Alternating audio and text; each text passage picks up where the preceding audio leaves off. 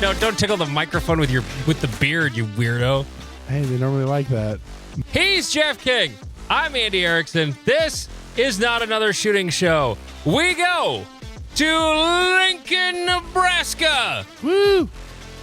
Where the police just down I-80 from Jeff say a Beatrice man shot himself in the foot. In more ways than one. Thank you, KLKN-TV. Brenton Swearingen, which I spent about 20 minutes trying to get a drop of woo from Deadwood saying, Swidgen, just for that, was released on bail Wednesday from the Lancaster County Jail, one day after turning himself in.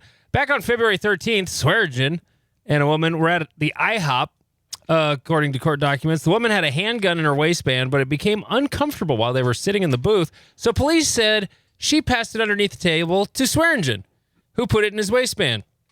They left the restaurant and headed down O Street, where police said Swearingen accidentally shot himself in the foot while taking the gun out of his pants. The pair then drove 75 miles to the south to a hospital in Kansas to have his foot checked. Yeah, apparently. Yeah. Oh, we're in Lincoln, but let's go to Kansas. Law enforcement, of course, responded and discovered that Swearingen was a convicted felon and on probation, so he was barred from possessing guns. The accidental shooting has resulted in a criminal charge, possession of a firearm by a prohibited person. He's due back in Lancaster County Court May 14th. So, fun fact. Yeah. Gunshot wounds do not like being left unattended for over an hour. No, there's... But if you're trying to picture what this guy looks like, he's got a tattoo over his eye, and he looks like exactly like you think he does. He looks like a total dirtbag, 100%. Yep. Long hair, meh beard, and something in looks like really... Evelyn tattooed over his left eye. Yeah, and I would bet my next paycheck that Evelyn is not the girl who is carrying the gun that gave it to him. That would be my guess. Maybe it's his grandma. Maybe. Yeah, I'm going to get grandma's name tattooed above my eye. Hey, you don't know. Maybe he just loves her. You don't know. You don't know me. You don't know me. Okay. Jeff, you wrote, what's the next thing in the rundown about? I want to say thank you to our fans because as we are talking about, we talked about with the night match, one of our listeners got us some wonderful glass and coaster that he laser etched as a gift to us, and Andy has more experience with this than I do, but I thought this would just be something that me and him do that 12 people would listen to, and it wouldn't go anywhere. That we've been going for over a year, and that people randomly walk up to me and are like, "Oh, I like the show," and I'm like, "Hello, person. I don't know what to say right now." Thank you. You have to program the default answer. Thank you. I really appreciate you listening. Right. I'm working on it. I am. Because I used to do what you do, where I'm like, cool. So, and then you come off like a dick, and that's not good either. Right. So I'm trying not to be a dick. I am, but I'm trying not to be one. And it's more my social awkwardness that kicks in. But yeah, I do want to thank everyone who does listen, Patreon or not, that because, we do this because people listen. If there was 12 people, we probably would have lost interest by now. But that we have quite a few listeners is interesting and fascinating to me. I never thought it would happen. So I'm just shocked. Yeah, no, Devin was the guy from Pier. He was at the night match and etched the whiskey glasses and the coaster, and he gave me a bottle of Woodford Reserve bourbon with the logo etched into the under the Woodford logo. Yep. Yeah, he showed me he showed me the video of him laser etching it. It was very cool. That's that's like an expensive toy to just play with, but that's pretty cool. Yeah. I had no idea what they cost, and I asked him, I'm like, "Oh, damn." That's like the 3D printers that guys get. I mean people buy $4,000 reloading presses. I mean, I have a gun that costs almost $2,000, when I bought it. It's all about everyone's got their own toys.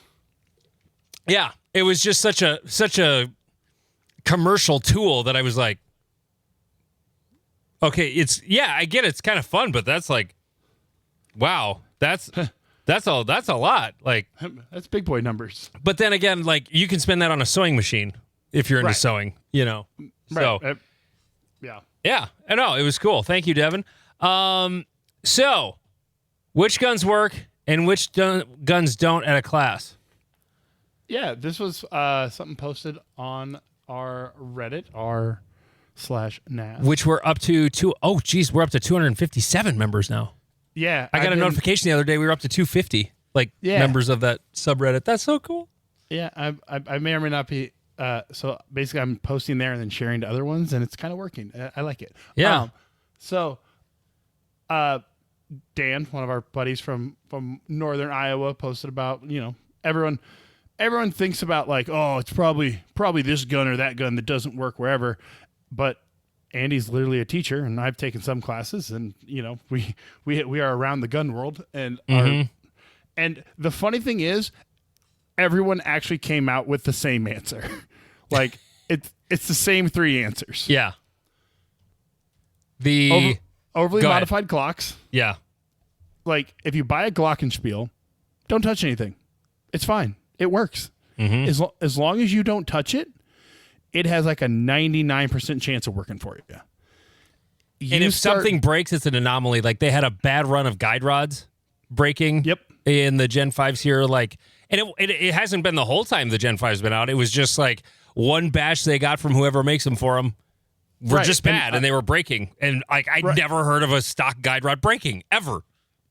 Right. Well, and Ben, I was listening to Ben's thing about the Glock 47 today, and he was like, yeah, even one of their mistakes, like what with the guide rods in the 47s, like something was wrong with them, so that the nose cap part of the contained spring or whatever was like breaking off, but it was breaking off at 5,000 rounds, which is the maintenance cycle. Yeah. Like when you're supposed to replace them. So they were like, it's not really worth us recalling a bunch of things that are breaking at the maintenance cycle. Yeah. And that's what I was talking about was that. And it wasn't just the 47, it was happening in some other guns too. But yeah, they go forever. Were you done? Oh, well, the other ones that... Finish your thought. Go ahead. Right. The other ones people mentioned, the 1911. 2 world wars. That thing will not run past 100 rounds. I shot a 1911, 9mm 1911 on Saturday before the dark match. Dustin, who is actually the president of the gun club, he had just come across some... I don't remember what the model was. It was a Springfield 9mm 1911, and it was one of those guns he just saw, and he kept seeing it, and it was marked down. He's like, I have to buy this. And when he bought it and tried to shoot it, it of course did not work. Right. And so he did the easiest thing first. He just oiled the piss out of it. As you must. And it worked. And that is the thing with metal guns. If it's an all metal gun, like you're asking, what do I see go down in class the most? 1911s or any other metal gun. CZ, I've seen it. I've seen Berettas go down. My own Beretta in an intro class. I didn't realize how dry it was. It wouldn't cycle. It wouldn't reliably extract with factory ammo. I'm like, the hell's going on? And I didn't even, I had to take it out of rotation. It just never occurred to me that it was dry. And then that night I got home and I looked at it. I'm like, oh, God, the frame is dry as a bone. There's no oil on it whatsoever. Right. I actually forgot to say in my answer to this on Reddit, 1911s or metal guns that I guess the question was about matches, though, wasn't it? On here? Or was it just in general? I think it was just in general. Yeah, because what is your nomination for the least working gun was like the final question sentence. I would actually say the metal guns, mostly 1911s that don't have enough oil, number one. I had a married couple take a permit class once.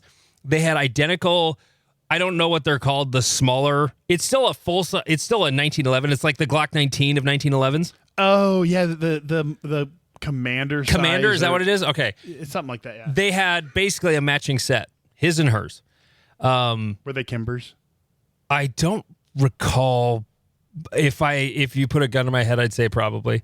But I could see, like, as they were shooting, and it's only 100 rounds that they have to shoot in the class. And as they were going, first the guy, his slide, you could see it visibly slowing down when it closed. Like, and I'm like, oh, that's going to quit working pretty soon.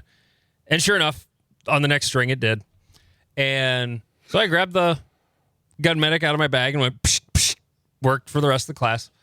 And then I watched hers, like the next string, I just happened to be looking over at her, and her slide started sliding down. So they were basically on the exact same cycle. His had a few more rounds on it, and hers just slowing down. And sure enough, I had to do the same thing to hers. But yeah, that would actually be number one. And then Glocks that are screwed with too much. Yep. I'm supposed to mention this in the main episode, the Wednesday episode, but I forgot to put it in the rundown. So I'm gonna, I don't know if I'll remember to or not, but it's there. So when I hope I talked about how cleaning my Gen 5 34 actually made it shoot better. Like, my pattern was all over the place after I replaced the screw for the dot, and I went to zero it. I couldn't zero it because it was all over the place. My Gen 4 shooting the same ammo was shooting groups, and the Gen 5 was all over the place. I'm like, this gun hasn't been cleaned in 2 years. It's probably got somewhere in the neighborhood of 15,000 rounds on it, maybe more. I'm guessing. I have no idea. Maybe I should clean that barrel.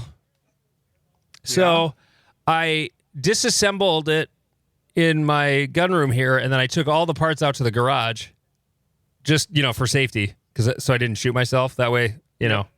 Yeah. No, it was mostly so my wife didn't smell the chemical. And so then I cleaned the barrel really good. I got some foaming bore cleaner that I let it sit in there for 20 minutes and then brushed the shit out of it and ran a patch through it a bunch with I can't remember what the little thing's called, but yeah. And then on Saturday, I start shooting a group at 15 yards, and it's a nice, tidy little group. I mean, I was pushing some off to the side, and so it was pretty evident which ones I goofed up and which ones were, it was 100%. So I also put the stock guide rod back in. Yeah. And that was a little different. I could tell that it closed snappier. Like when we were shooting the match, I didn't really notice, but just shooting groups, I definitely noticed it wasn't as, like, there's something to be said for the lighter recoil spring when you're shooting a match, like it closing slower. It doesn't whip the muzzle down so hard, but at the same time, I know the tightness of the chamber is part of what makes it accurate, and that tightness when it's locked up is entirely reliant on the recoil spring and guide rod, which if I'm misspeaking about anything, I know I will hear about it from Vince. Drink. But anyway, that's a thing I heard from someone who knows more than me otherwise. But okay. Other guns that don't work in a class? Heavily modified 2011s. I want to shit on 2011s, and I know they kind of fall under Andy's like steel frame, whatever, but specifically 2011s, either they work or they don't. It has been my just like Tauruses. Yeah. Like if they work, they're fine. They're great. No problem. If they stop working, your gun's down. It's done. It's not a, hey, let me, spritz some oil on it or whatever. It is like the gun has decided it is done for that day or that class because, and I mean, we've all seen it at match too. Open guns are legendary for literally having to field strip them between stages. Yeah. But those would be kind of the most unreliable that I've seen. I know within like the instructor world, like if you talk to them specifically, they'll say the XDs are no bueno. The Glockenspiel knockoffs have terrible reputations. Every single one of them. Yeah. From what I know. I've had both Zevs and Shadow Systems go down in a class before. Yep. I don't know if the PSA Dagger. I don't know its full reputation. Here's the thing, though. It's just like the Glocks, though. Like, is it that, or did they screw with it extra? Right. You know. Right. So I hate to lump them into that just because dudes get this easily customizable gun and they think they need to.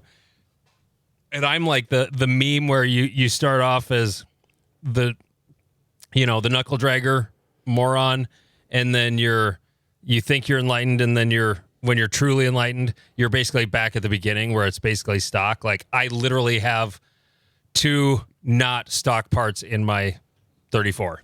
Right. I was striker spring and the connector, and that's it. Yep. I was literally joking with my buddy Todd that if I got another Shadow 2, I would do nothing to it. I put new grips on it because their grips are you have shiny. to change the grips. Yep. It's too narrow of a gun. Yep. Other than that, at this point, I don't know that I need the trigger work done. I mean, it's nice the ones that I have, but like, yeah, I mess with other people's guns and I'm like, yeah, it's fine. It's a Shadow 2. But those are kind of the 2 big ones. And any gun under like $300, just avoid it. Like, there's nothing good happens. Like the SCCY. Oh yeah, the skies. No, yeah, they're garbage. Any Walther PPK. I can't believe I forgot. Like, the easiest one to say. What's that? Now, this doesn't really pertain to what we're talking about mostly, but it does to my permit classes, and that is rimfire pistols. Oh yeah. Everyone was like, "Oh, just carry rimfire." I'm like, I literally watch like $2,000 rimfires die on a regular basis. Like, no, absolutely not. It is. The thing is, my Mark IV went down in my intro class this past weekend because I was running janky ammo. Yeah, and the problem is like, I have 400 new rounds of CCI mini mags sitting here, and I forgot to put them in the ammo can for the class. And I just happened to have 2 cans of Arms Core 22 high velocity. And the weird thing is the malfunction it would have was, and I just cleaned that gun not long ago. And there isn't a whole lot to clean in, the bolt, and it basically has a bolt. The extractor's good. The case rims were a little small and out of spec. It would not grab the rims. And the way that pistol's made, like, the only way that extractor is not grabbing the rim is if the rim is too small. Right. And I had to pick them out with a knife. Ooh. Yeah. Oh, that's annoying. It was, yeah. So. And that's the thing about 22s is like, it kind of goes to like the 2011 conversations. Like, when a 22 is done working, it's done working. Like, you're not gonna just like, oh, blah, blah. No, it's not true. Sometimes the problem is just the ammo. Right. But that's all the ammo you have.